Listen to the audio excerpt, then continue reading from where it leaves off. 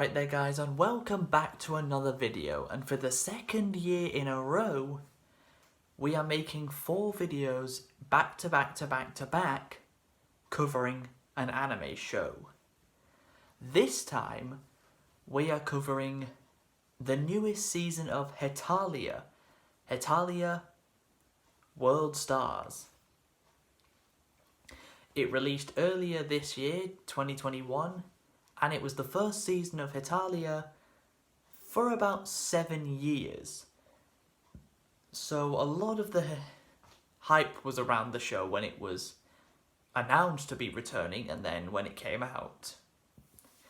Of course, as you probably know, my friend Ash loves Hetalia. It's her favourite show of all time, the same way Dragon Ball is mine. And I've only ever made one video on Hetalia before, and that was a list video giving you a overview of who my top 10 favourite characters are in the show.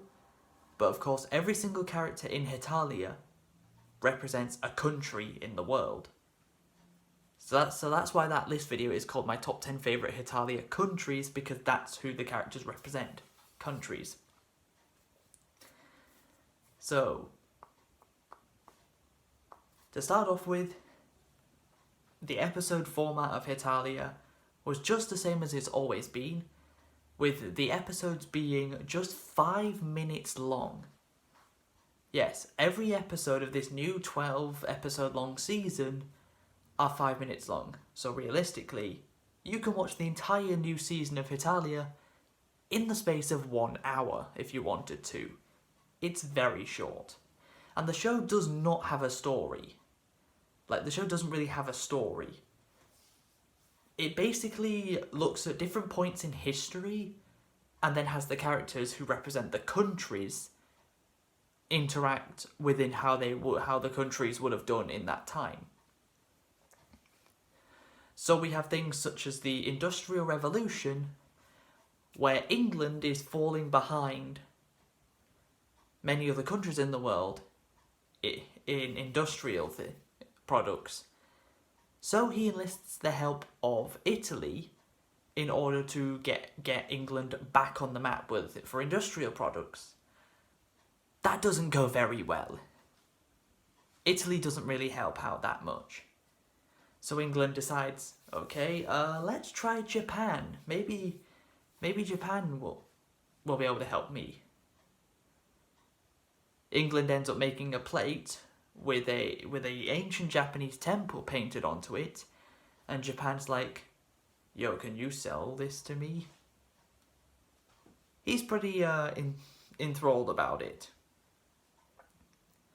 But of course, who do you think is leading the way for industrial products? It's America. Because of course it's America. They have to be. They have to be on top in everything, don't they?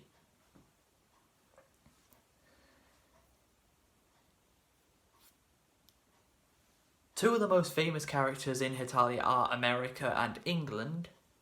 England mainly for being a tsundere.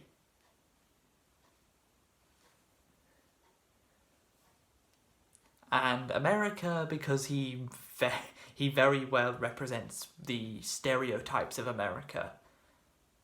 Especially the obesity stereotype in America. But it looks at other different points in history, such as when the Czech Republic and Slovakia stopped being Czechoslovakia and became their own independent nations. Even if they had to be stuck under Russia's regime for a long time, but then finally got away from that as well.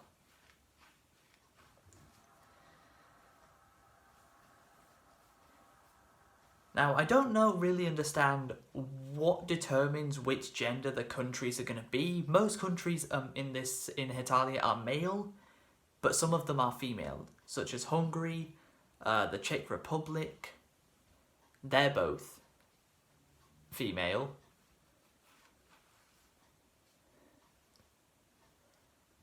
And it's funny because the Czech Republic and Slovakia act like... At times they act like an old married couple who are kind of just stuck together. They don't want to be together anymore, but they're just stuck there. But they finally break away from each other. Now that was, of course, just before World War II started. Or at least the idea of them becoming independent nations started just before World War II. But Russia came in and spoiled that party, so they had to wait a lot longer. And then finally they did. Just before the end of the Cold War. But of course, the main reason most people are here for Hetalia is the interactions between Germany and Italy. Because it's presumed that Italy is bisexual in the show, because he does love talking about cute girls, and I mean, I second that. I mean, can you blame him? But he also really can't seem to leave Germany alone. Hell, the final episode of the show literally has Germany say to Italy, "I don't want to expose my weakness in front of you, but I'm struggling to sleep." And Italy's like, "Oh no, what's wrong? How can I help?" And then Italy goes into a very detailed explanation, at least that's what he thinks it is, to how he's going to help Germany get to sleep. Which includes a ritual that involves Germany's pee-pee. I'm not sure either. And probably one of the only design changes for any of the characters is Franz. Because normally, Franz has blonde hair. But in the newest season of Hetalia, he doesn't. His hair is slightly more brown. I guess is the best way to explain it. His hair is definitely not blonde this time around.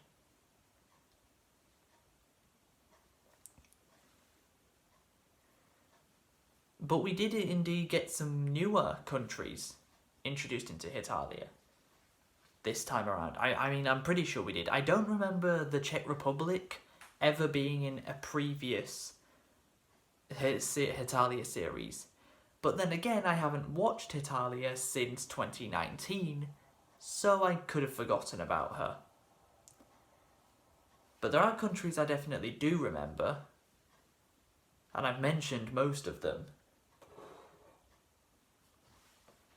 One country I'm absolutely certain is new in this show is Portugal. And how often people mistake Portugal and Spain for one another. Because they're neighbours, which of course makes sense because in real life, Spain and Portugal are right next to each other on the world map. So it would make sense that in the show they're neighbours.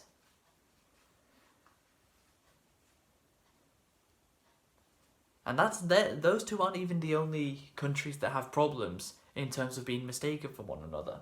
Austria complains that he often gets mistaken for Australia. Which I get it, the two countries both start with the sound os, but Stria and Australia aren't really identical, are they?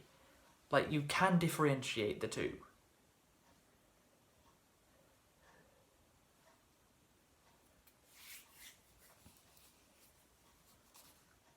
And probably one of the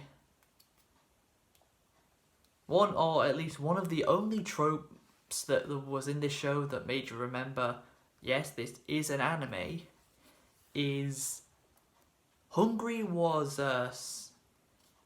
showing brochure advertisements of her spas, using a sexy picture of herself. Remember, you have to visualize that every country in this show is a person. So whenever I say a country, I'm referring to a single person here. And the Czech Republic happened... It feels weird saying the Czech Republic, despite I'm referring to one person. But yeah, I'll just not use the. So Czech Republic comes along and says, hang on a minute, my spas are better than yours. And Hungary says, no they're not. So they decide to have a little discussion about it. They even ask for the opinion of a third party. So, Czech Republic calls up Slovakia, even though she said she was very happy that she was no longer had to be stuck with him, and they no longer had to be stuck as Czechoslovakia.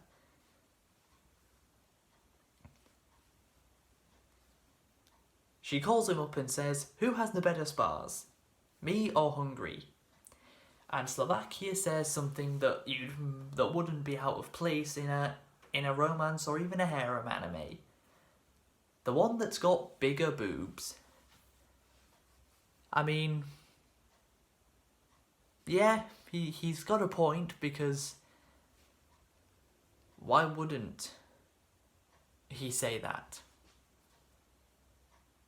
This proceeds to make Czech Republic throw her phone into the water and then realise, I shouldn't have done that. She even says, it's not like I cared for that phone or anything. So at least we can tell that Czech Republic is a tsundere. In fact, England is a tsundere. Even Japan is a little bit.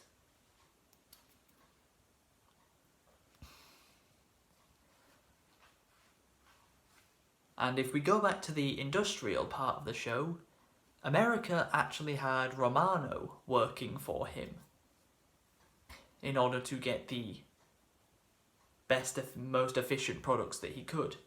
Now, you're probably thinking, hang on a minute, who the hell's Romano? Romano isn't the name of a single country in the world. No, it is not. You see, in Hetalia, Italy is actually represented by multiple characters. The character that's actually called Italy, that has a bubbly and clumsy personality, he represents the north of Italy. Whereas Romano, who has a more depressed and dark personality, he represents the south of Italy. He didn't like the fact that the north side of Italy was doing quite well in the industrial field, so he went to work for America to up the ante when it came to the release of American industrial products. And also, he loves the word bastard a little too much. I specifically remember a scene from an older season of Hetalia where Romano is talking to Spain. And Spain says something about Romano, like he needs to stop being a child or something like that. And Romano says, what did you say to me, you bastard? And then Spain says, you were listening to that? That's a scene I specifically remember more than anything else from a previous Hetalia season. But if I had to sum up the newest the 2021 season of Hetalia, I'd probably say, if you want to watch an entire show in the space of 1 hour, there's the perfect show for you.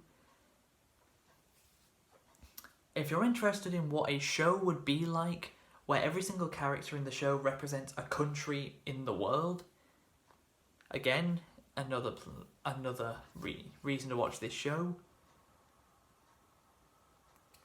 What did I think of it, though? Do I think it's Anime of the Year worthy? I'm probably going to have to go with a no on that one. I mean, the length of the show and how there's no real story, it's more about looking at events throughout history that have happened and having the countries interact based on the events, based on those events in the past. But hey, there's going to be people that will enjoy this. Ash told me that she really enjoyed it. But that's like me saying I'm going to enjoy Dragon Ball Super Superhero next year, despite we're not at next year yet, and the movie hasn't been released yet. I probably am going to enjoy it though. The trailers look pretty good. But yeah, that's going to be it for this video. I hope you guys have enjoyed. If you have, please be sure to leave a like, subscribe if you're new, and until next time, which will be on Halloween, we will be looking back at the anime Another to evaluate, is it really even a good horror anime for your spooky Halloween video? But until next time, catch you later.